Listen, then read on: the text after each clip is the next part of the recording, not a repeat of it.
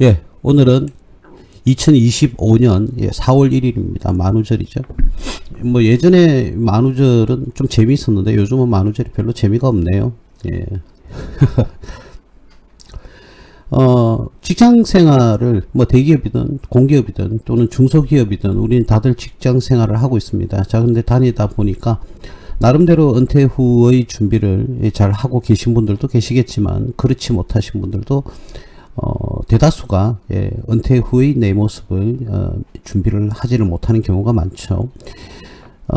애기들이 또 성장을 하고 그죠? 또 나름대로의 또 가정을 이루고 이럴 때마다 부모는 또 나름대로 도와주시는 부분을 좀 도와줘야 되는데 아직까지 우리가 예측하지 못하는 그런 소비가 또 많이 이루어집니다. 그렇기 때문에 탄탄하게 미래를 준비를 해야 된다.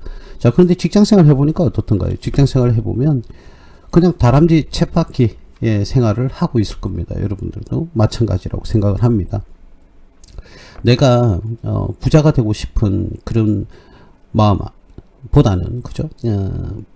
경제적으로 편해지고 또 걱정 없이 살고 싶은 경제적 자유를 얻고 싶은 그런 마음들이 여러분들이 굉장히 많이 있을 거예요. 자, 근데 직장생활만을 가지고는 절대적으로 여러분들 경제적 자유를 얻을 수가 없습니다. 조금 더 나은 생활, 또 조금은 윤택하고 걱정이 없는 그런 삶을 살아가고 싶은 마음이 가득할 텐데요.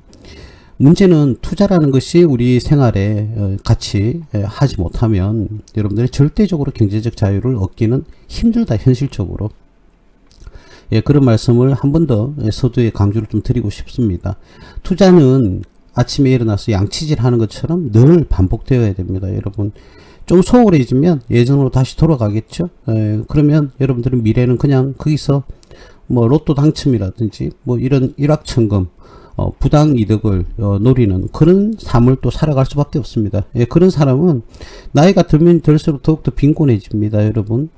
자, 그래서 제가 뭐 지금 방송을 실시간으로 방송을 청취하고 계신 분들은 더더욱더 뭐 그런 것에 대한 갈망이 높으니까 당연히 열심히 또 이 시간을 투자를 해서 또 학습을 하고 계신데, 절대적으로 투자 활동이 없으면 여러분들은 절대로 경제적 자유를 얻을 수 없다.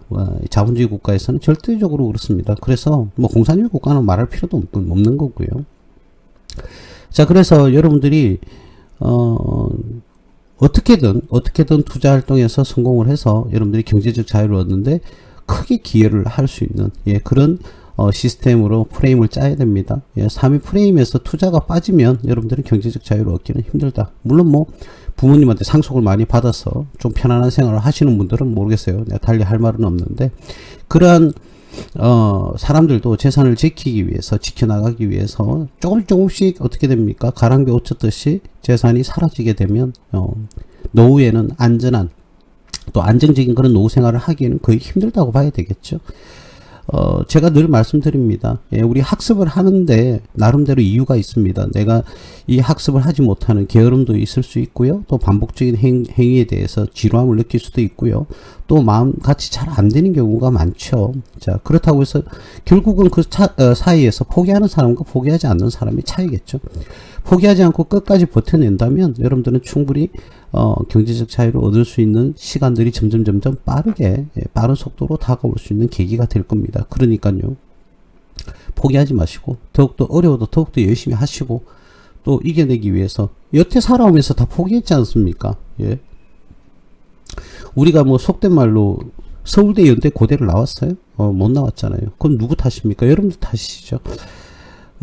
그리고 여러분들이 지금 삶을 살아가는 것도 여러분들 탓입니다. 누구의 탓도 없어요. 자, 그런데 미래에도 그런 지금과 똑같은 물론 뭐 지금 여유로운 사람도 계시긴 하겠지만 걱정은 다 있을 겁니다.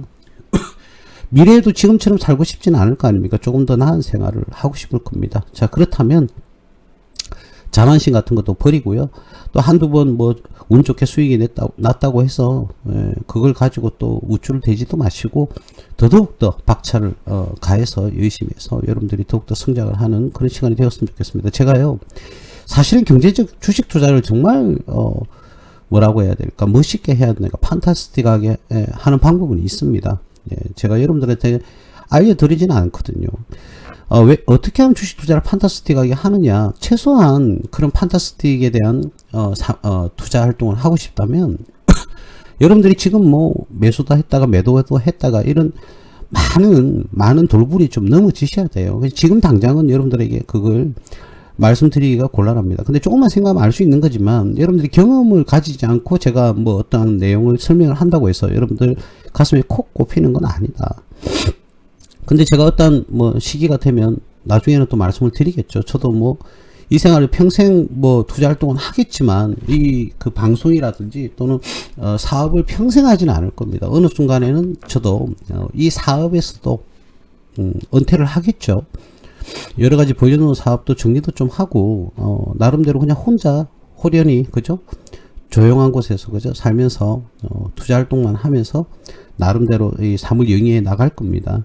자, 근데 언제 제가 여러분들에게 메시지를 전달해 줄지는 모르겠지만 그때쯤 되면 뭐 메시지를 전달해 주겠죠.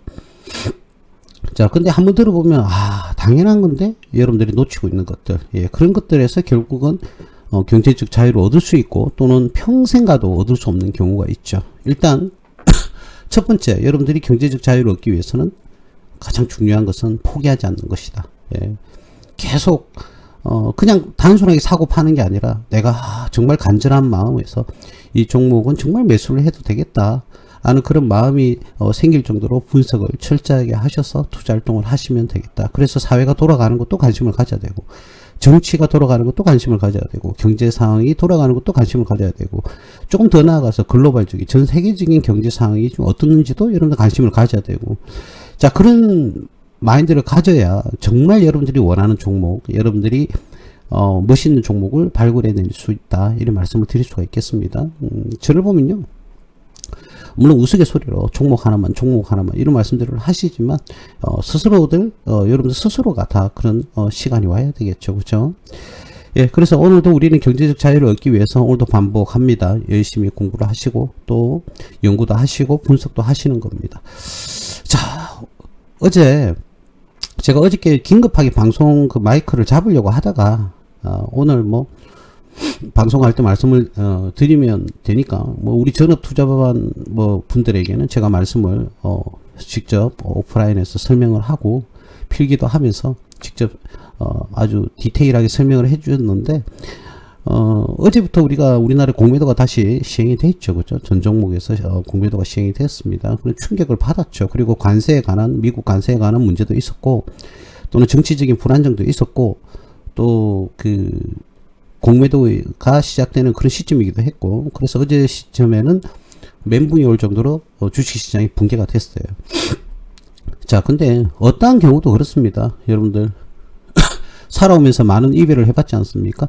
자, 근데 그런 첫 이별에는 굉장히 상처를 입고 마음도 아프지만 한 번, 두 번 여러 사람 만났다가 헤어지고 물론 꼭 이성이 아니더라도 사람들이 결국은 흘러나갑니다. 물결처럼 흘러나가는데 이제 처음엔 좀 그랬지만 이제 시간이 지나가다 보면 그죠? 지나가다 보면 그게 이제는 좀 면역력이 생기죠. 주식시장도 마찬가지입니다. 여러분들 아직 주식 초보이기 때문에 면역력이 없어서 그런 거지. 뭐 우리 같은 경우에는 어저께 뭐 충분히 내려갈 수 있겠구나, 끝. 예, 그냥 오늘은 바람이나 쐬러 가자, 또는 책이나 읽자, 차라리 그냥 게임이나 하자, 또는 뉴스나 검색하자. 자, 이런 시간들을 보내면 되는 거죠. 근데 여러분들 아직까지는 그러지 못하기 때문에, 그런 수준에 이르지 못하는 그런 단계이기 때문에요, 여러분들이 다소 어저께 많이 좀 놀랬을 거예요. 그죠? 뭐 IMF도 겪어봤고, 국제금융위기도 겪어봤고, 9.11 테러도 겪어봤고, 코로나도 겪어봤고, 그리고 이번에 대통령이 이제 계엄 선포, 그죠? 그렇게 해서 정치적인 혼란도 지금 겪고 있고, 4월 4일 날 윤석열 대통령의 탄핵 소추의 어떤 판결이 나온다고 오늘 보도가 되었습니다. 그죠?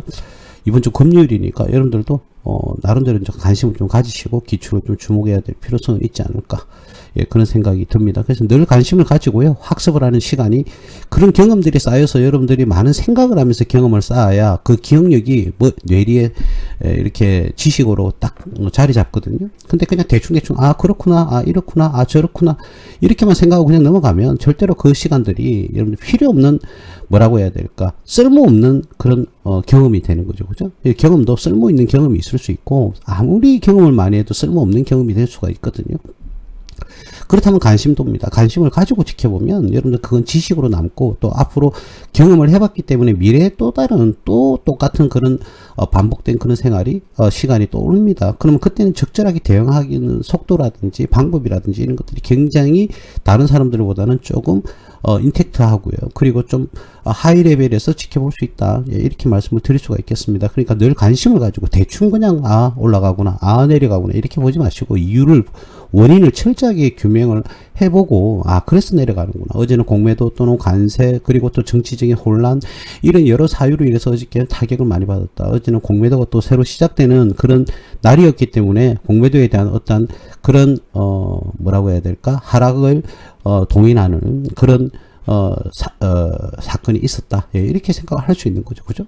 이런 것들이 생각을 하면서 봐야 됩니다. 생각을 하지 않고 그냥 대충 올라갔다 내려갔다 이것만 보면 평생에도 절대로 실력은 늘지 않습니다. 자, 어제는 한 번 더 말씀을 드릴게요. 관세, 미국 관세, 그죠? 철강이라든지 자동차라든지, 물론 현대자동차가 32조를 미국에 투자를 했습니다. 트럼프 대통령 같은 경우는 굉장히 합리적인, 판단이었다면서 굉장히 좋아했죠. 자, 그 부분에 대해서는 비과세를, 면세인지 비과세인지, 세금을, 세금을 부과하지 않겠다, 이런 부분 내용도 나오고 있는데, 제철, 그러니까, 현대제철이 지금 문제가 되고 있지 않습니까? 결국은 이제 문 닫고 난리가 났습니다. 노조와의 싸움에서. 자, 누가 잘했고 누가 못했는지 여러분들 직접 판단을 하시고 어쨌든 현대제철이 버틸 재간이 없을 겁니다. 제가 보는 관점엔 외국으로 나가지 않겠는가 그렇게 봐지는데요. 거기에 대한 책임은 분명히 말씀드리지만 기업주가 다 책임을 진다? 그건 있을 수가 없는 겁니다. 무리한 노조의 요구나 또는 혹사시키는 기업주의 어떠한 경영이나 둘 중에 어떤 것들이 잘했다 못했다 그런 판단을 할 수는 없지만 어쨌든 기업주는 그런 판단을 내린 겁니다. 근데 다른 어떤 기업 문화하고 비교를 해본다 그러면 참 혀를 내두를 수도 있고요. 또는 당연하다고 할 수도 있겠죠. 그죠? 판단은 개개인들이 하기 바랍니다. 어쨌든 그러나 기업이 성장하고 주가가 상승할 때는 과도한 노조의 개입은 절대로 주가가 상승 요인이 될 수가 없습니다. 여러분들 돈을 많이 버는 거 인건비로 다 나간다고 생각해 보세요. 그럼 기업은 영업이익과 당기순이익은 쭉쭉 줄어들 수밖에 없어요. 주가가 오를 수가 없는 거예요. 그러면서도 주가가 상승하기를 주가는 왜 안 가지? 이렇게 생각하는 사람은요 말도 안 되는 겁니다. 예? 기업에 근무를 한다? 좋죠. 근로소득이 올라가면 좋죠. 올라가면 좋죠. 자, 그런데 근로소득이 올라가게 되면 인건비가, 기업 입장에서는 반대로 인건비가 올라가는 거예요. 그러면 인건비가 올라가면 어떻게 됩니까? 이익은 줄어들 수밖에 없죠.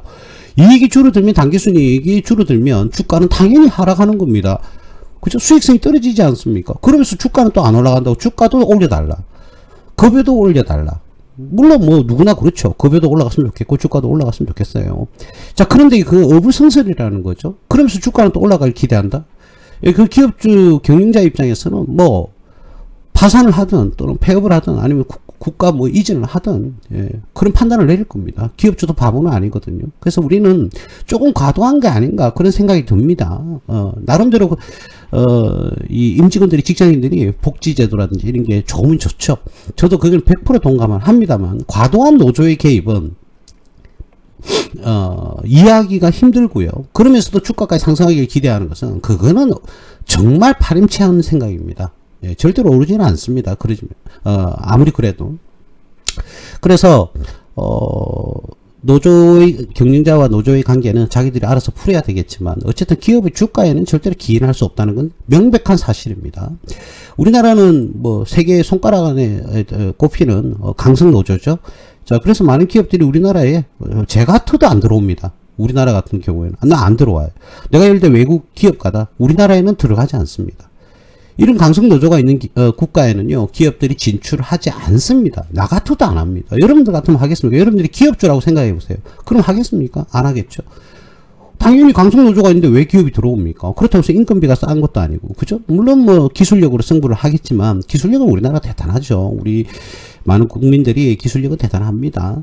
자, 그렇지만 기업은 철저히 이윤을 추구하는 집단입니다. 기본 집단이에요. 그런 집단들이 그런 강성 노조가 있고 또 급여 인건비라는 이런 부분에 대해서 엄청나게 강하게 드라이브를 걸고 그러면 제품 만들어서 팔면 뭐예요? 남는 게 없는데. 그러면 기업이 들어올 일이 없죠. 우리가 왜 중국과 베트남이고 하면서 동남아시아 또는 중국 이런 국가 뭐 나중에 뭐 중앙아시아도 진출을 할지는 모르겠지만 그런 기업들이 말이죠. 왜 우리 한국에서 기업을 하지 않고 외부로 나갈까요? 여러분들 그 통계청에서 보고된 자료가 있습니다. 제가 언론에서 보도가 된 걸 봤는데 우리나라가 외국으로 나가는 기업이 한 2,000개 된대요. 2,000개. 2,000개 정도가 외국으로 나가서 사업을 하는데 돌아오는 기업이 20개밖에 없답니다. 1%가 돌아온다죠. 99%는 그 나라에서 폐업을 하더라도 돌아오지는 않는답니다. 그만큼 우리나라는 기업 환경이 안 좋다는 거죠, 이제는. 자, 그러면 이제는 노조의 어떤 그런 강력한 드라이브는 이제는 국가, 정부 차원에서도 조금 제한을 걸어줘야 되지 않을까 그런 생각이 들어요. 개인적으로 생각입니다만. 그러면 또 이렇게 하겠죠. 뭐 강성 노조에 있는 사람은 노조, 예, 좀 생각이라는 것을 하고 살기 바랍니다. 예, 그러면 그냥 거기에서 급여 올리는 데만 혈안이 되시면 됩니다. 주가가 올라가길 기대하는 거는 그건 어불성설입니다. 제발 그 기본 논리적인 측면에서라도 여러분들이 그 상식을 가지고요. 그리고 상식을 가지고 여러분들이 생활을 하시기 바라고, 물론 뭐 그 과도하지 않고 기업의 기본적인 인권 이런 것들이 경영자는 또 철저하게 보호를 해줘야 됩니다. 자, 그래서 서로 줄다리기 하지 마시고 조금씩 양보를 하셔가지고 원만한 해결이 좀 됐으면 좋겠어요. 저는 개인적으로 뭐 현대제철에 투자하고 있지는 않습니다만, 어쨌든 이 고리도 우리나라의 소중한 기업 아닙니까? 예. 이 기업들이 외국으로 진출하지 않고 우리 한국에서 남아서 또 우리나라의 GDP라든지 또 우리나라 국민의 어떤 소득 행위에 대해서 조금씩 도움도 주고 기업도 성장하고 서로 좀 양보해서 원만하게 잘 풀었으면 좋겠다. 너무 안타까워서 제가 서두에 좀 그런 말씀을 드렸습니다. 어쨌든 본론으로 한번 들어가 볼게요. 4월입니다. 이제 드디어 4월이고 올해는 서두에 말씀드렸듯이 4분의 1이 지났고요. 이제 4분의 3밖에 남지 않았습니다. 올 연말에는 또 어떠한 결과가 기다리고 있을지 기대가 됩니다. 자, 실질적으로 우리나라의 인구수가 2027년 정도에 다들 전문가들이 예측을 했습니다. 2027년 정도 되면 우리나라는 초고령화 사회에 진출할 것이다.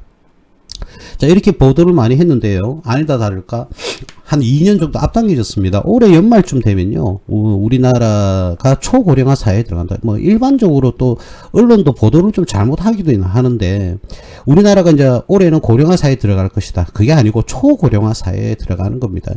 자, 일반적으로 초고령화 사회라는 것은 그 나라의 전체 인구의 17%가 65세가 넘으면 초고령화 사회라고 하거든요. 근데 우리나라가 연말까지 가면 대략 20%라고 이야기를 하기도 하는데, 그건 뭐 예측치니까. 제가 보는 관점은 17%는 이제 넘었고요.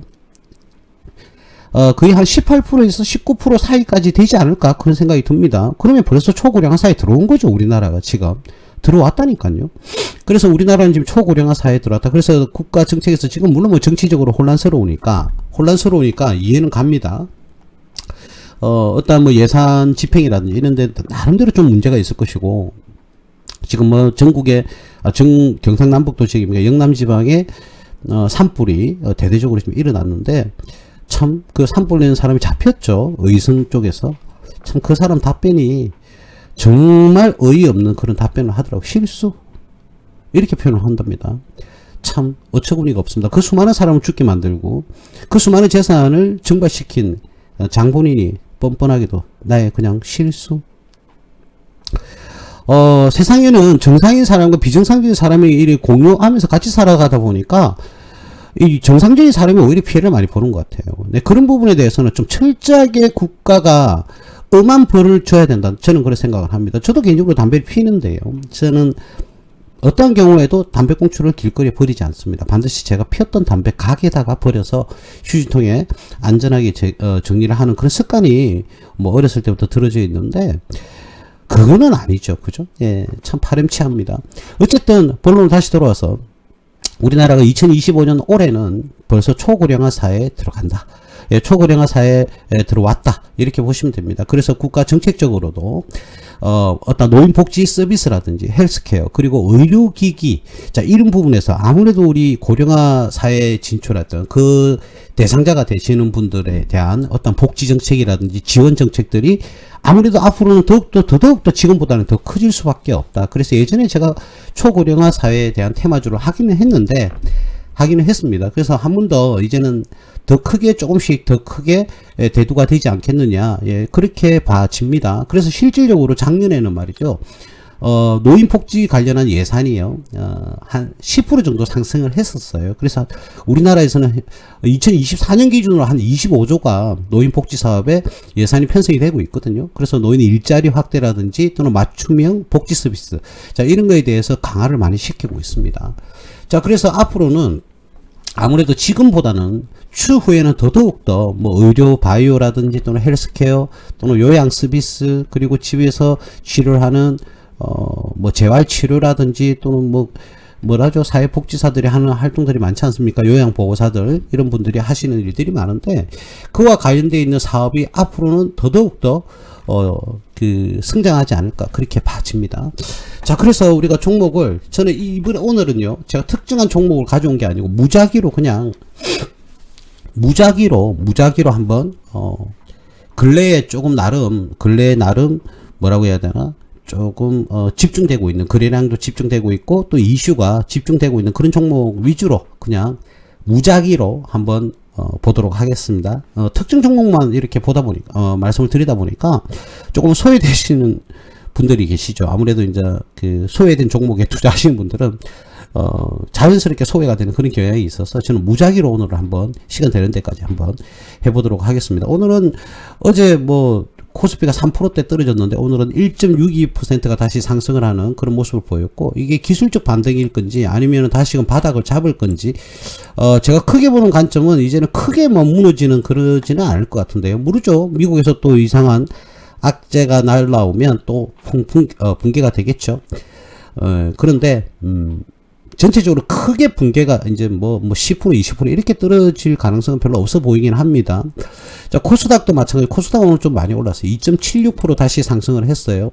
자, 어제 떨어지는 것보다는 오히려 어떻습니까?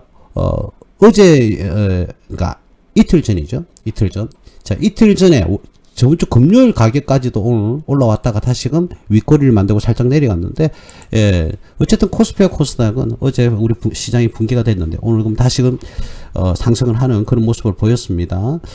자, 그래서 코스피와 코스닥은 간단하게 코스닥은 2.76%, 코스피는 1.62%가 상승하는 그런 날이었다, 이렇게 말씀을 드릴 수가 있겠고요.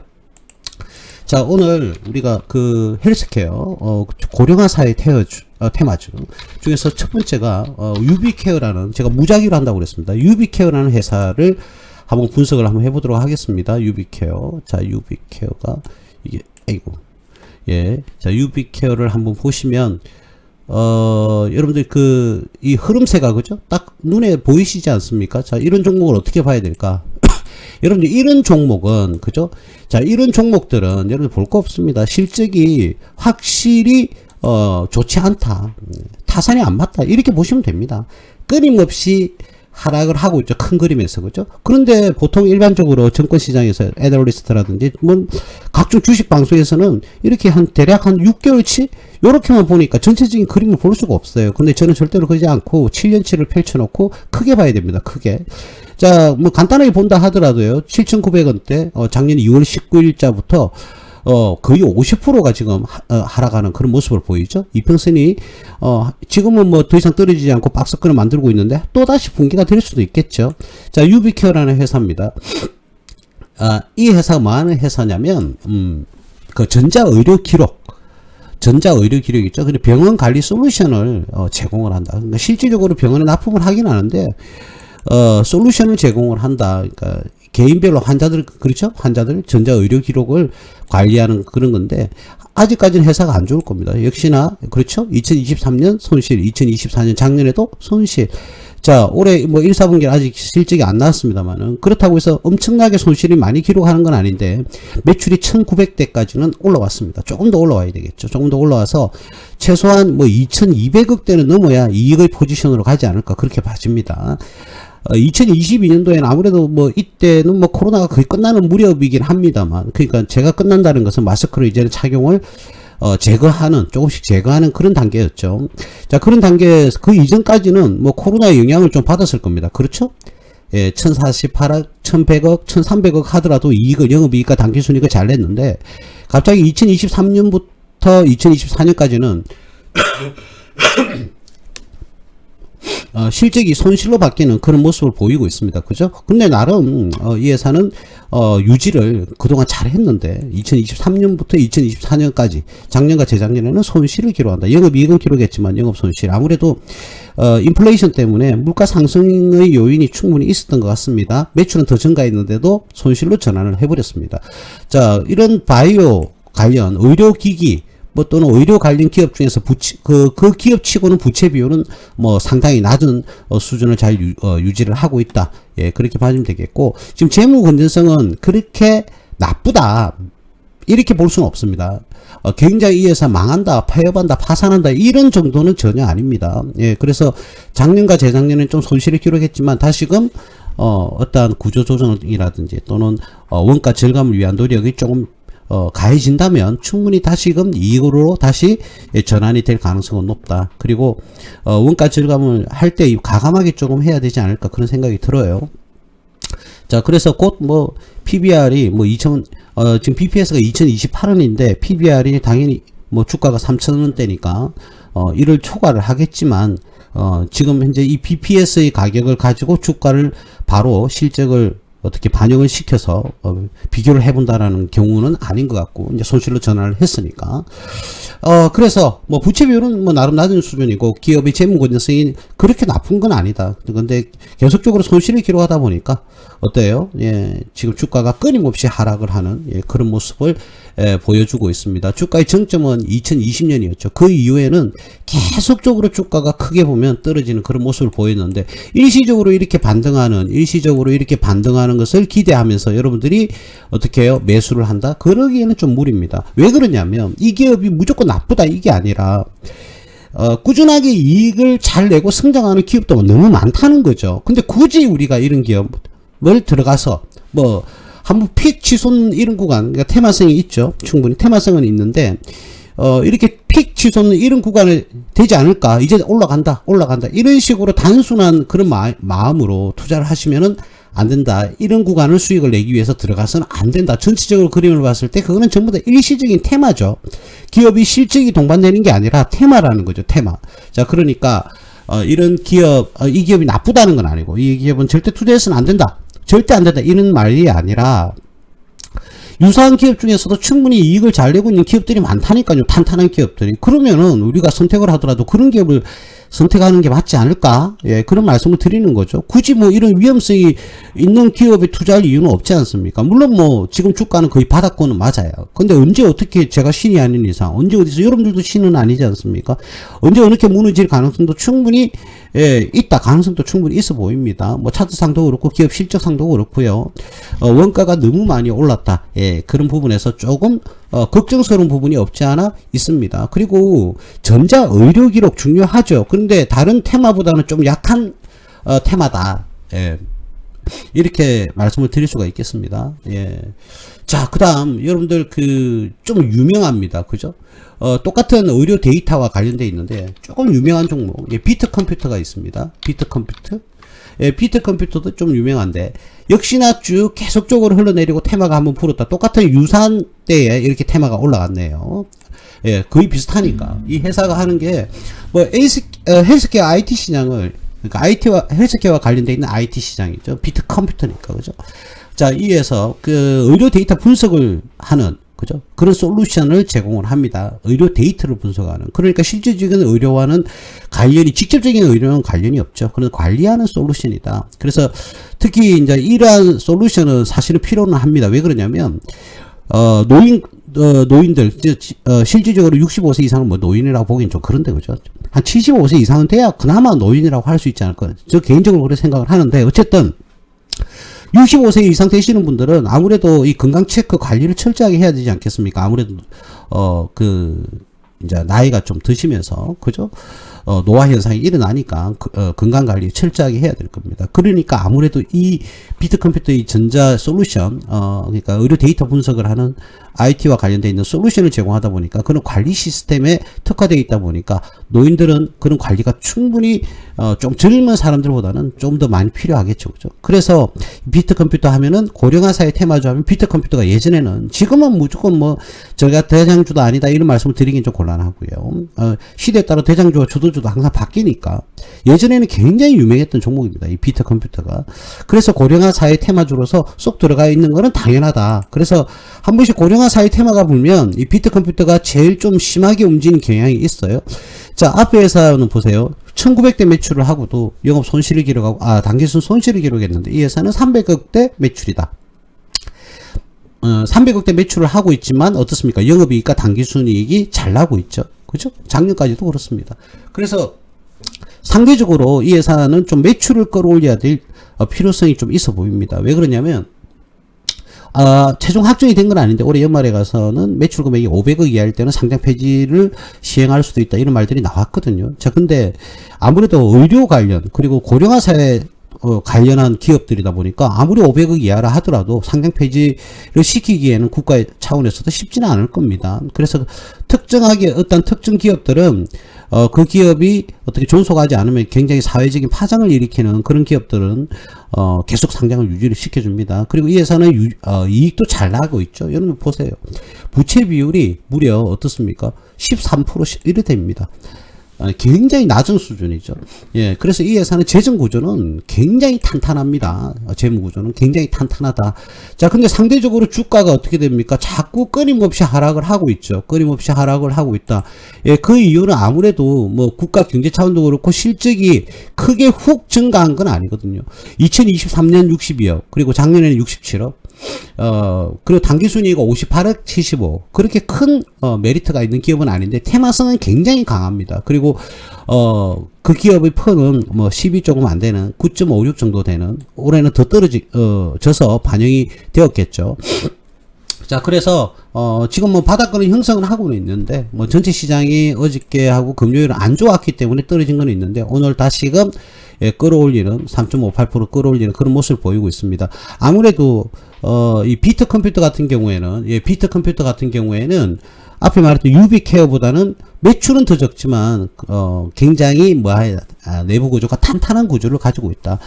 범위 즉 그 규모는 그 유비케어보다는 좀 작지만 규모는 조금 작지만 그 기업은 알토란 같은 이런 기업 실적을 유지를 하고 있다. 예. 오히려 유비케어가 훨씬 더 대략 한 5-6배가 더 외형이 크지만 매출이 크지만 오히려 투자를 하기에는 이 비트컴퓨터가 더 낫지 않을까, 예, 그런 생각을 해봅니다.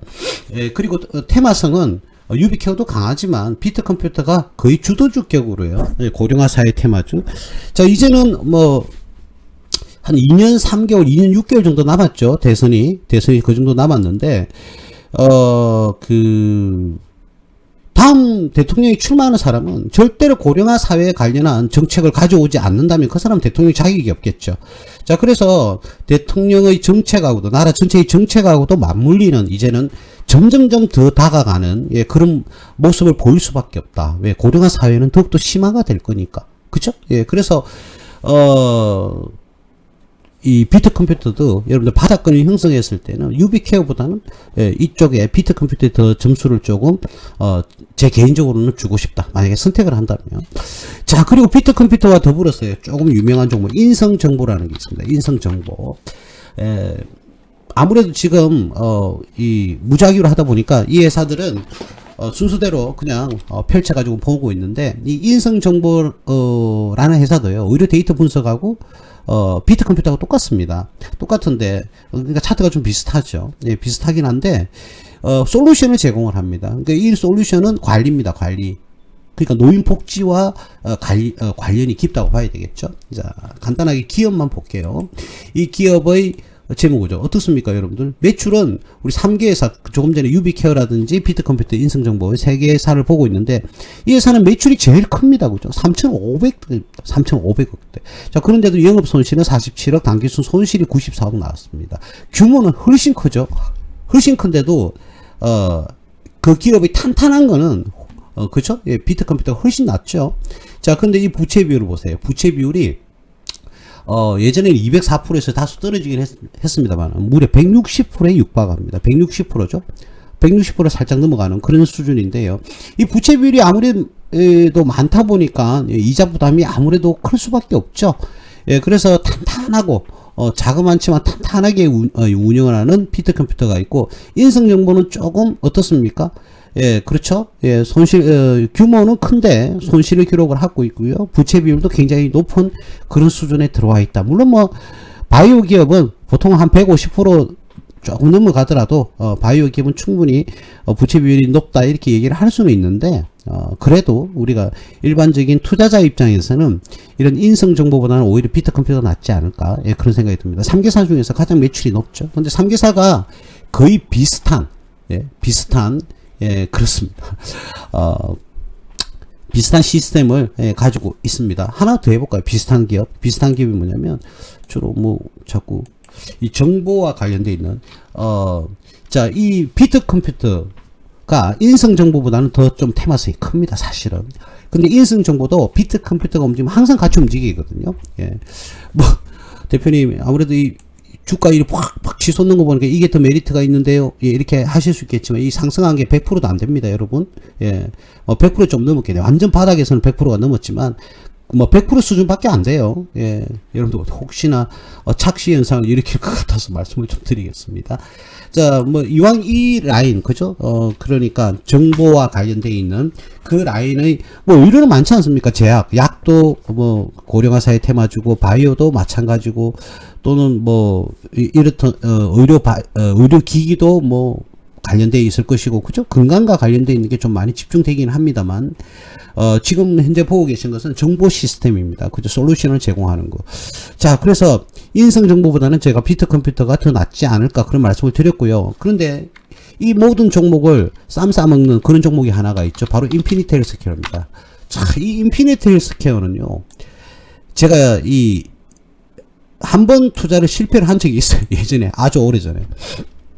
뭐 수익은 내고 나왔죠. 근데 제가 예상만큼을 수익을 내지 못하고 그렇게 이렇게 잘라냈던 그런 적이 있는데, 차트 모양은 이렇고요. 지금 한번 볼게요. 자, 인피니티 헬스케어는 여러분들 상대적으로 어떻습니까? 깨끗하죠. 회사가 깨끗합니다. 제가 쌈 싸먹는다고 그랬죠. 깨끗합니다. 깨끗하고요. 영업이익과 당기순이익도 잘 내고 있죠. 예, 잘 내고 있습니다. 그리고 1000억대 매출을 기록을 하고 있는데 부채 비율도요 깔끔합니다. 그죠? 30% 좀 안 되는 그런 부채 비율을 보여주고 있고요. 왜 그러냐면 바이오 기업과 또 헬스케어 또는 이런 기업들, 제약 기업, 이런 기업들은 부채 비율이 제일 중요합니다. 그래서 부채 비율을 항상 바이오 기업, 의료 바이오 기업, 헬스케어 또는 제약 이런 기업들은 반드시 부채 비율 여러분들 확인하시고 투자를 하셔야 됩니다. 왜 그러냐면 돈 뭐 엄청 많이 벌었다 하더라도 이자로 다 나갈 수가 있어요. 그래서 굉장히 자본력이 조금 떨어집니다. 제약회사들이, 바이오 헬스케어 이 관련들이. 그렇기 때문에 바이오 헬스케어 제약회사들은 반드시 1순위로, 물론 뭐 매출과 이익은 당연히 봐야 되겠지만 반드시 부채 비율을 확인하셔야 돼요. 그래서 부채 비율이 높으냐 낮으냐, 예, 그 부분은 반드시 확인을 하시고 투자 의사 결정을 하시기 바랍니다. 제가 쌈 싸먹는다는 이유를 아시겠죠? 이 기업은 정말 실적도 잘 내고 또 나름대로 경영도 굉장히 잘하고 부채 비율도 낮습니다. 그래서 인피니티 헬스케어 하면 아주 오래전부터 한 십몇 년 전부터 이런 뭐 고령화 사회 그런 준비를 했던, 그리고 그에 대한 테마가 불었던 그런 기업이에요. 주봉을 한번 볼까요? 그죠? 예전에 뭐 한번 보면 바닥권 3,400원에서 그죠? 19,000원까지 대략 6배 정도 상승하는 그런 모습을 보였는데, 주봉으로 보니까 어떻습니까, 여러분들? 아직까지는 주가는 높은 수준이 전혀 아니죠? 지금 조정받아서 쭉 흘러내리고 있는데 말이죠. 충분히 인피니티 헬스케어는 여러분들이 만약에 내가 투자를 한다 그러면, 이 기업은 제가 오래 전부터 이야기를 많이 했던 기업인데요. 내가 만약에 고령화 사회 테마주에서 좀 중장기 투자를 해보고 싶다 하시는 분들은 이 인피니티 헬스케어가 지금은 뭐 4분기에 이 당기순이익이 영업이익 대비해서 너무 많이 올랐거든요. 환차익이 발생했는지 이자 수익이 발생했는지는 모르겠습니다만 주로 뭐 환차익 쪽 아닐까 그런 생각이 듭니다. 이 정도는. 아니면 어떤 뭐 기업이 보유하고 있는 자산을 평가를 했을 때 이익이 났다든지, 또는 손실폭이 줄었다든지 평가 손실이, 자 이런 경우의 수가 여러 가지 경우 수가 있는데, 자 이거는 계속적으로 발생하는 건 아니거든요. 계속적으로. 그러나 2023년도 영업이익 대비 당기순이익이 훨씬 컸어요. 그죠?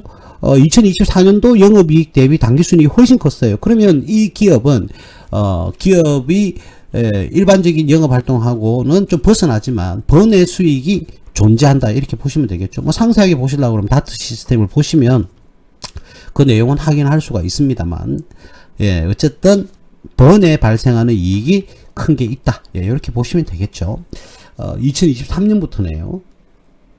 자, 근데 이게 무조건 매년 발생한다는 보장은 없습니다, 여러분. 보장은 없어요. 그래서 영업이익 차원에 봤을 때도 매출이 탕탕탕 올라가면서 당기순이익도 영업이익도 탕탕 이렇게 올라가는, 예, 이런 모습을 보여주니까, 예, 영업이익만 보더라도 이 기업은 충분히 투자 그 가치가 있다, 예, 이렇게 보시면 되겠습니다. 그래서 제가 보통 고령화사회 테마주 이렇게 해서 의료 시스템, 뭐 바이오 이런 식으로 이야기를 하면 뭐 인피니티 헬스케어가 그냥 뭐 자연스럽게 입에서 나옵니다. 그래서 인피니티 헬스케어를 여러분들이 만약에 내가 고령화 사회 테마주로서 중장기적으로 한 가보겠다 그러면 너무 큰 수익을 기대는 하지 마시고 여러분들이 그 중장기적으로, 예, 투자 의사결정을 하신다 그러면 여태 설명했던 종목 중에서는 인피니티 헬스케어가 가장 낫지 않을까, 예, 그런 생각이 듭니다. 솔루션, 즉 말하자면 관리 시스템이죠. 관리 시스템 솔루션, 예, 요 관련해서는 인피니티 헬스케어가 거의 뭐 대장급이 아닌가, 예, 그렇게 제가 쌈 싸먹는다고 그랬죠. 그래서 이 종목을 안전하고, 이 종목은 안전도 하고 수익성도 괜찮고, 그리고 재무 성과라든지 재무 상태나 경영 성과들도 괜찮고, 예, 그렇게 봐집니다. 주가는 거의 뭐 바닥권까지 거의 다 내려오고 있네요. 조금만 더 떨어지면 좋겠는데, 예, 충분히 여러분들이 중장기 투자를 할 때는 의사결정 해볼만 하다. 예, 제가 예전부터 뭐 늘 관심을 가지고, 그리고 많은 분들에게 무조건 뭐 고령화 사회 테마주 추천해 주세요, 바이오 기업 추천해 주세요, 이런 말씀, 그 노인 관련주 이런 걸 추천해 달라 그러면 늘 처음에 제가 이야기를 하는 게 두 종목이 있는데 말이죠. 인피니티 헬스케어와 오텍입니다. 오텍은 앰뷸런스를 만드는 기업이거든요. 앰뷸런스를 만드는 특화되어 있는 앰뷸런스, 우리나라의 최고의 뭐 기업이다, 이렇게 보시면 되는데 실적이 너무 안 좋아져 가지고 이제는 이걸 추천하기가 너무너무 힘듭니다. 예, 굉장히 좀 힘든 경우인데, 이 기업은 제가 늘 말씀드리지만 예전에는 굉장히 좋았거든요. 메리트도 좋았고 했는데, 이 기업은 어떤 경우든지 원가 관리를 빨리 다시금 조정을 해야 됩니다. 구조 조정을 하든. 왜 그러냐면 9천억대 매출을 하는 기업이 손실을 기록한다는 것은 이 경영 뭐라고 해, 방식이 조금 문제가 되지 않을까, 그런 생각이 들어요. 그 옆에 있는 CFO라든지 이런 사람들이 CEO에 많은 전달을 좀 해줘야 되지 않을까, 그렇게 봐지고요. 국가에서 앰뷸런스를 늘린다 했을 때는 바로 테마주로 1순위로 올라오는 게 바로 오텍이거든요. 앞으로는 좀 노인들이 많아질 거니까, 그리고 지금도 많아졌으니까 앰뷸런스를, 현대화되어 있는 앰뷸런스를 또 확보도 국가 차원에서도 해야 되고, 또 소방서에서도 확보를 해야 되는데 인기가 시들시들해졌습니다. 지금 무려 부채 비율이 300%입니다, 여러분. 이게 가장 큰 관건이죠. 예, 뭐 손실이 계속 기록되다 보니까 그런데 이런 기업은 이제는 한 번쯤은 유상증자도 고려를 해봐야 되지 않을까, 예, 그런 생각이 들어요. 그래서 출자 전환을, 부채를 지분으로 바꾸는 출자 전환, 물론 그렇게 되면 아무래도 주식 수량이 늘어나니까 주가는 더 떨어지겠지만 이제는 유상증자를 한번 고려해봐야 되지 않을까, 그런 생각이 들기는 합니다. 그런데 이 기업은 망하기는 힘들겠죠. 아무래도 앰뷸런스를 공급하는 회사다 보니까 음압 시설을 갖춘 앰뷸런스를 만들어내는, 예, 그런 앰뷸런스를 제작 생산하는 전문 기업이다, 이렇게 보시면 되겠습니다. 2020년도에는 아무래도 코로나가 발생했던 그런 해다 보니까 실질적으로 2019년 12월이었지만 그냥 2020년 초부터라고 생각을 하신다면, 그때는 뭐 아무래도 음압 병동 또는 음압 시설이 확보되어 있는 앰뷸런스가 굉장히 중요했기 때문에 이익으로 돌아섰던 적은 있습니다만, 빨리금 매출을 지금보다는 한 50% 정도 더 끌어올리면 이 기업은 탄탄대로를 가지 않을까, 그런 생각이 들어요. 아무래도 국가 차원에서 앰뷸런스를 현대화되어 있는 앰뷸런스를 확보를 한다라는 그런 기사가 뜬다든지, 또 추가적으로 앰뷸런스의 수리를 늘린다든지, 아무래도 좀 늘어날 수밖에 없을 겁니다. 그런 차원에서는 어떠한 경우에도 고령화 사회 테마주의 오택은 빠지지는 않는데 이 기업이 실적 경영 유지가 조금 문제가 좀 있어 보여요. 그래서 이 좀 안타깝습니다, 이 기업은. 그래서 빨리금 재무사항이나 이런 걸 좀 따져서, 그죠? 조금 안전 마진을 확보할 수 있는 그런 구조로 가져갔으면 좋겠습니다. 예, 2020년도에 주가가 이렇게 껑충 뛰어 올랐죠. 2023월 달부터 하면은 대략 7,000원에서 22,000원까지 이렇게 껑충 뛰어 오르는 그런 모습을 보이는데, 그 이후에 코로나가 끝나고 나서는 쭈르륵 이렇게 흘러내려서 언제까지, 지금도 바닥권이라고 보기가 힘든 그런 차트를 보이고 있습니다.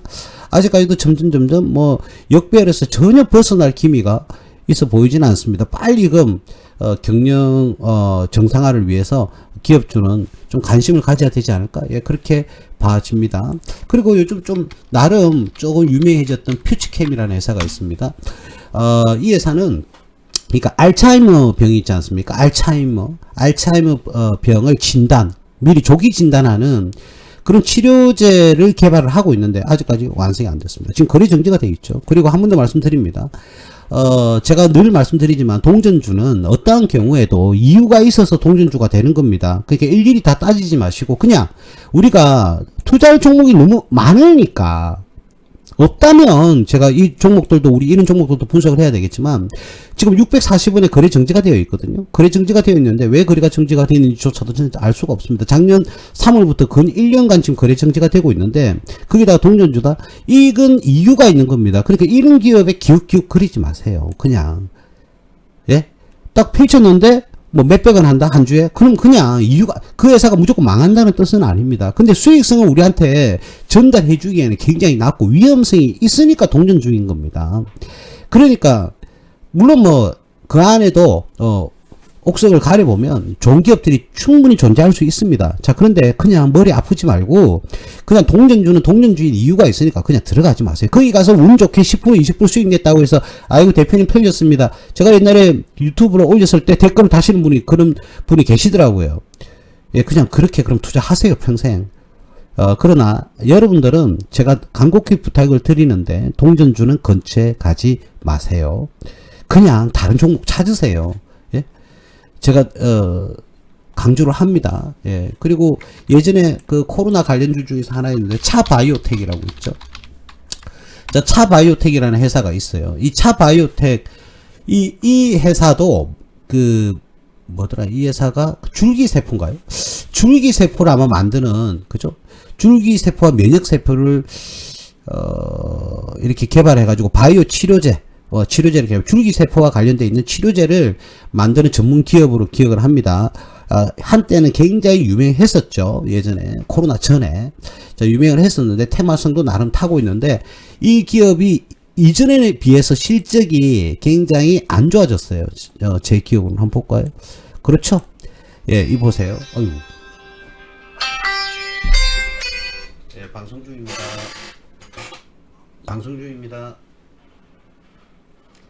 죄송합니다. 제가 핸드폰을 무음으로 이렇게 안 해놓고, 예. 예. 자, 매출이, 그죠? 1조 원이고, 뭐 7천억, 8천억, 9천억, 1조 원. 매출은 꾸준하게 성장을 하는데, 그죠? 영업이익은 어떻습니까? 계속 손실이 나죠. 볼 거 없다니까요. 왜 그러냐? 이 기업은 볼 게 없는 게, 이런 식으로 매출이 꾸준하게 성장하는데 영업 손실은 어떻게 해요? 뒤죽박죽하면서 계속 커지고 있어요. 그죠? 자, 이런 기업은 부채 비율이 결국은 어떻게 해요? 폭발적으로 터질 수밖에 없어요. 부채 비율. 그리고 나중에는 여기 나오나요? 그렇죠. 부채 비율이 폭발적으로 늘어날 수밖에 없다니까요. 93%, 146%, 162%까지 올랐네요. 예? 올해는 더더욱더 부채 비율이 더 커질 것으로 제가 예상이 됩니다. 178%, 3, 4분기까지 178%. 근데 올해 연말에 또 손실이 났으니까 큰 폭으로, 예, 부채 비율이 거의 뭐 180%는 초과하지 않을까. 영업 손실이 이렇게 계속되다 보니까 이 기업이 테마성은 강한 건 맞아요. 그리고 줄기세포 관련한 치료제가 일부 개발이 돼서 판매가 되고 있는 것도 있습니다. 당연하죠. 그런데 추가적인 그런 이제 원가를 충당할 만한 수익을 내고 있지는 못하고 있다. 차바이오텍. 차바이오텍은 투자했던 시절이 있었습니다. 과거에. 근데 지금에 와서는 굉장히 이 실적이 기업의 재무 상황과 실적에 더불어서 이 만족할 만한 성과를 보여주지 못하고 있다. 그래서 좀 투자하기에는 지금 현재로서는 좀 꺼려진다. 이렇게 볼 수가 있겠습니다. 한 번 더 말씀드립니다. 이 기업이 와, 막 같다. 이런 어떤 내색적인 그런 표현을 하기는 좀 그런데요. 일반적인 표현을 한다면 그렇다는 거죠. 왜 그런 표현을 하느냐? 이 회사는 안 돼. 이 회사 망할 거야. 이런 뜻이 아니라 서두에도 아까 좀 전에도 말씀드렸지만 충분히 관련되어 있는 기업으로서 투자할 기업들이 다른 좋은 기업들이 많은데도 불구하고 이런 기업의 미래를 가지지 말라는 겁니다. 예. 좋죠. 면역세포, 뭐, 줄기세포 이렇게 개발해가지고 치료제를 개발하는 거 상당히 좋은 겁니다. 상당히 좋은 거고, 일부 어떻게 해요? 개발이 완료된 제품들이 판매가 되고 있죠. 그러니까 1조 원이나 판매를 하고 있지 않습니까? 미래 가치성은 굉장히 좋습니다.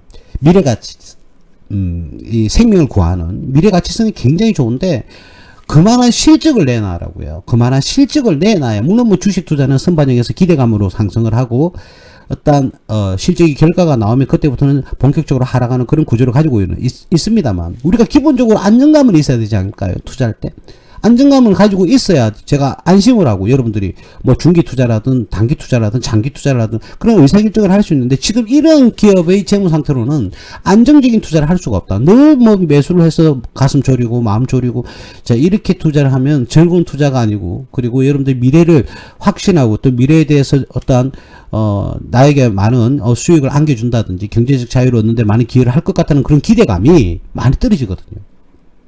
그러면 불안한 투자 그리고 조마조마한 투자 그런 투자할 필요가 없다. 이 기업이 망한다 이런 뜻이 아니라 이런 불안정한 기업보다는 더 좋은 기업들이 많으니까 굳이 이런 기업에 투자를 하지 마자. 자 그런데 물론 이거는 확실합니다. 이 차바이오텍이라는 회사는 정말 테마성이 우수한 기업은 맞습니다. 그리고 이 회사가 지금 연구하고 개발하고 있는 줄기세포 그죠? 우리 인류의 공헌을 할 수 있는 어마어마한 기업도 될 수는 있습니다만 지금 현 상태에서는 투자하기에는 굉장히 껄끄러운 단계다. 이렇게 말씀을 드릴 수가 있겠습니다. 배당락 때도 왜 이렇게 많이 떨어졌을까요? 어마어마하게 떨어졌네요. 제가 이 회사에서 배당을 받아보진 않았기 때문에 무상증자를 했는지 안 했는지는 잘 모르겠는데 현금 배당은 하기는 어려웠지 않았을까? 거의 배당 한다더라도 주식 배당을 하진 않았을까? 하지 않을까? 그죠? 아직 확정은 안 난 것 같은데 일부 나와는 있을 겁니다. 인터넷을 통해서 나와는 있을 건데 제가 그 부분은 확인을 안 해봤기 때문에 제가 오늘은 그냥 무차별적으로 그냥 보이는 대로 그냥 하기 때문에 여러분들 제가 이 기업이 정밀하게 분석을 하고 들어온 건 아니기 때문에 바로바로 지금 화면을 보면서 지금 설명을 하고 있습니다. 자, 지금 조금 들어가기에는 조금 무리가 있다. 이 차바이오텍하고 좀 비슷한 줄기세포 였나요? 줄기세포 치료제 메디포스트라는 회사가 있죠. 메디포스트도 한번 볼까요? 이런 기업들은요 인터넷 치보면 다 나와요 사실은. 그죠?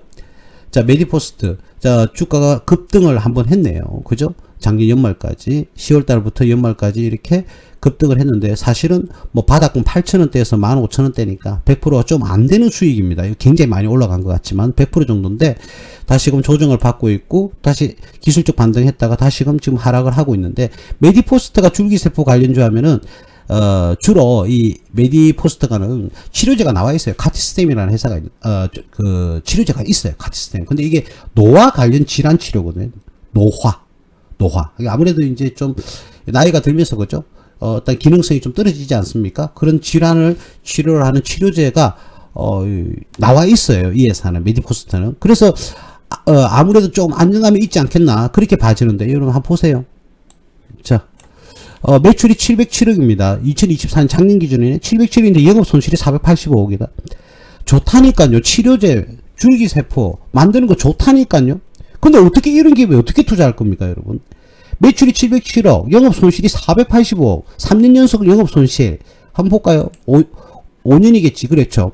5년 동안 영업 손실이 기록하고 있어요. 근데 영업 손실이 점점 매출은 점점 올라가고 있죠. 486억, 549억, 642억, 686억, 707억. 근데 영업 손실은요, 오히려 더 커지고 있어요. 24억, 52억, 174억, 251억, 물론 뭐 연구개발비에, 경상연구개발비가 들어가서, 그럴 수는, 더 커져서 그럴 수는 있겠다고 생각은 합니다만, 그럴 수는 있어요. 그런데, 너무 불안정하지 않습니까? 물론 뭐, 바이오라든지, 질병치료제라든지, 제약 관련주들은, 그, 연구개발이 완성됐을 때 그 기대감으로 투자를 하는 거는 맞아요. 맞아요. 근데, 제가 여러분들께 늘 여러분들은 다 알고 계실 겁니다. 저는 바이오, 의약, 의료 뭐 이런 기업엔 투자하지 않는 거 아시죠? 왜 그러냐면 아무래도 분식회계가 너무 많다니까요. 이런 기업들은 물론 그 안에는 정말 그냥 뭐 대표적으로 이야기하는 뭐 안전한 한미약품이었나요? 한미약품 뭐 녹십자도 나름 괜찮았고 유한양해 이런 회사는 투자한다 그러면 제가 그는 괜찮습니다라고 말씀드릴 수 있습니다. 지금 열어보질 않았잖아요. 자, 그런 기업은 괜찮습니다. 그런데 그 외의 기업은 물론 뭐 그 안에도 괜찮은 기업들이 있을 수는 있습니다만 확률적으로 분식회계를 너무 많이 해요. 제가 이 박사학위를 받을 때 말이죠. 이 분식회계로 관련해서 박사학위를 받았거든요. 그래서 나름 뭐 다른 분에 비해서는 제가 보는 눈이 조금 있다고 하더라도 그걸 떠나서라도 분식회계 가능성이 너무 많아요. 의료 바이오 기업은. 그래서 제가 일반적으로 이 의료 바이오 기업은 투자하기는 꺼려 합니다. 그러면 대표님은 고령화 사회 테마주는 투자 안 하실 건가요? 이 유한양행이나 한미약품은 충분히 여러분들 추천할 수 있다니까요. 그리고 아니 지금 당장 사라는 게 아니고요. 그리고 그 외에도 여러분 자율주행도 의료 그 고령화 사회 테마주인 거 아십니까? 자율주행? 아무래도 이제는 운전면허증이 필요 없는 시절이 올 겁니다. 나중에는 자동차를 구입하면 자동차가 알아서 운행을 해줄 거니까 그런 자율주행이라든지 이런 것들도 고령화 사회 테마주고요. 화장품도 고령화 사회 테마주입니다. 여러분. 그렇기 때문에 꼭 의료 바이오 헬스케어만 고령화 사회 테마주가 있다는 그런 착각은 하지 마시길 바랍니다. 자, 그래서 저는 요 안에서도 굉장히 주가가 급등하는 종목들이 많이 나올 거예요. 그러나 여러분들한테 제가 추천하고 싶은 것은 안정감이 있는, 그리고 안정권이 들어와 있는 그런 종목을 투자하는 게 좋지 않을까. 예, 그런 여러분들 소중한 재산을 지켜야 되니까, 지키면서도 안정적인 투자를 할 수 있는 그런 것들이 얼마만큼 여건이 되어 있으니까, 예, 그래서 그런 기업을 여러분들 투자하기를 권해드리는 겁니다. 그러다 잘못해가지고, 내가 뭐 어떻게 들어갔는데, 뭐, 마이너스 70%, 60%뭐 이렇게 발생을 하면, 그거 언제 회복하겠습니까? 그리고 끊임없이 뭐 물타기를 한다든지 뭐, 이 가능하겠습니까? 그러진 않겠죠. 자, 그래서, 어쨌든 주가는, 이 메디포스트 같은 경우에는 이제 바닥을 찍고 다시금 뭐, 이 라인대가, 예, 이 지지선이 7,000원대가 무너질지 안 질지는 한번 지켜봐야 되겠습니다만은, 안정감이 많이, 예, 여러분들 보시다시피, 결여가 되어 있다는 사실을 아실 수가 있다. 그런데도 나도 대표님, 그래도 나는 한번 해볼래요. 의료, 제약, 바이오, 한번 해보고 싶어요. 자, 그럴 땐 제가 말씀드렸지 않습니까? 차라리 이 종목이 대략 이 박스권 지지선 4,300원대입니까? 대략입니다. 대략 4,300원대 떨어지면 이런 기업 투자하면 되잖아요. 인피니티 헬스케어. 내가 굳이 하고 싶다 그러면 그냥, 내가 오늘 말씀드린 종목 중에서는, 추천 좀 해달라. 만약에 이 중에서 골라달라 한다고 그러면 저는 인피니티 헬스케어를 여러분들에게 추천할 것 같습니다. 예, 충분히 이 4,300원대 대략 박스권, 예, 이 라인대 들어오면 제가 한번 정확하게 말씀드리기는 곤란하니까 제가 신이 아닌 이상 이 라인대 들어오면 한번 매수해볼만 하지 않을까 그런 생각이 듭니다. 그리고 테마성도 충분히 있는 기업이고요. 여러분들이 원하는 단기 급등도 충분히 발생할 수 있는 기업이기도 하지만 중장기적으로도 바라보는 관점에서도 크게 나쁘진 않는 기업이다. 그래서 오늘 말씀드렸던 종목 중 이 고령화 사회 테마주가요. 종목을 다 합쳐보면 한 200개가 넘습니다, 여러분.